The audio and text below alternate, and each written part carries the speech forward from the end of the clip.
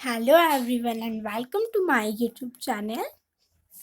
आज हम पढ़ेंगे वर्कशीट नंबर 17। सब्जेक्ट है हमारे पास इंग्लिश, क्लास 8 की है और डेट है 23/11/2020। सबसे पहले आप इसे अच्छे से लेबल कर लेंगे, अपना नाम डालेंगे, अपनी क्लास टीचर का नाम डालेंगे और अब हम चलिए स्टार्ट करते हैं अपनी वीडियो को। इस बार हम अगली पोएम पढ़ने वाले हैं। नेम पोएम का नाम है the last bargain. The last bargain मतलब होता है, एक्चुअली में मतलब होता है, बार्गेन मतलब हो गया सौदा करना। जैसे कि हम कहीं दुकान पे जाते हैं, शॉप पे गए, तो अगर उन्होंने बोला कि ये चीज़ हमारी इतने की है तो हम बोलेंगे नहीं नहीं। अगर उन्होंने बोला कि 200 की है, 200 रुपीज़ की है, तो हमने बोला 180 की लगा लो। तो इसी को क्या बोलते हैं, हम सौदा करना बोलेंगे या फिर मोल भाव बोलेंगे। तो ठीक है, तो हम अपनी पोएम को स्टार्ट करते हैं।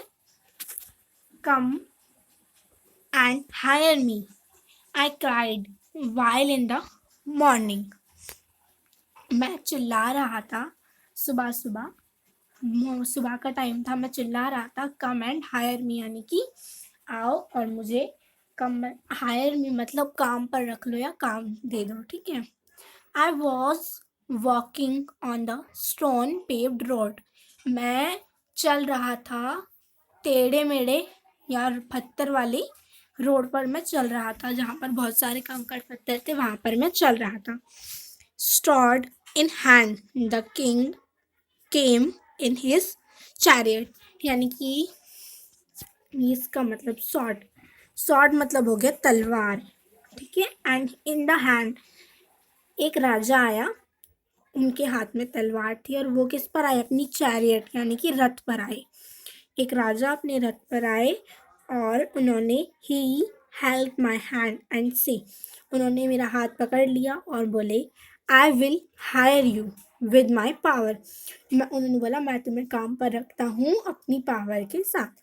तो but his power counted for not, जो जो जिन्होंने बोला कि मुझे काम पर रख लो, यानी कि जो इसकी पोइट हैं, उन्होंने उनको उनकी जो पावर थी, राजा किंग की जो पावर थी, वो उनके लिए बिल्कुल भी नहीं थी। नॉट मतलब थी, कुछ भी नहीं थी उनके लिए power. And he went away his chariot, और वो उन्होंने मना कर दिया और वो अपनी चैरियट पर वापस चले गए। अब हम अपना नेक्स्ट पैराग्राफ देखते हैं।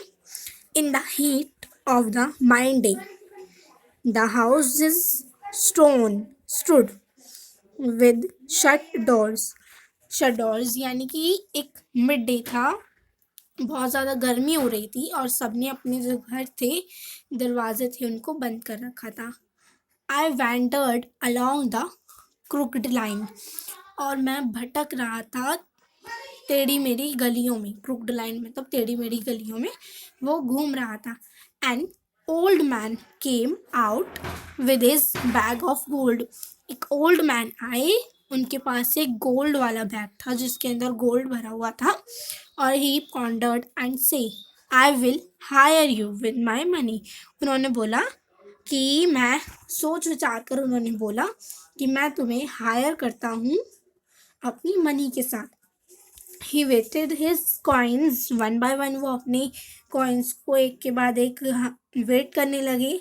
और जो लेखक थे, यानी कि जो पोइट हैं इसके, वो वहाँ से चले गए क्योंकि उन्हें इनका प्रस्ताव सही नहीं लगा और वो वहाँ से चले गए, ठीक है। अब हम देखते हैं आगे। After reading above extract answer the following questions by choosing the correct answer, यानी कि जो हमने अभी ऊपर पढ़ा, अब हमें इनको आंसर को सिलेक्ट करना है और सही आंसर में बताना है। क्वेश्चन नंबर 1 है द किंग्स स्वॉर्ड सजेस्टेड, तो जो किंग के पास तलवार थी उससे क्या पता चलता है, उन्होंने क्या बोला था कि वेथ यानी कि धन। तो धन उन्होंने नहीं बोला था कि मैं तुम्हें अपनी धन से हायर करता हूँ, नहीं, उन्होंने बोला था मैं तुम्हें अपनी पावर से हायर करता हूँ, यानी कि इसका आंसर क्या हो जाएगा, पावर। नेक्स्ट देखते हैं। The speaker did not accept the king's offer because he wanted. जो पोइट हैं इसके, उन्होंने किंग की ऑफर को एक्सेप्ट क्यों नहीं किया? क्योंकि वो चाहते थे, क्या चाहते थे? वो फ्रीडम चाहते थे। ठीक है, वो चाहते थे फ्रीडम, इसीलिए उन्होंने उसको एक्सेप्ट नहीं किया। What do you understand by the word not? ये नॉट जो वर्ड है, इससे आप क्या समझते हैं? तो इससे हम समझते हैं नथिंग। इसका मतलब नॉटी तो नहीं होगा, नटखट तो नहीं होगा। तो उन्होंने जहाँ पर ये वर्ड आया था कि पावर्ड ऑन,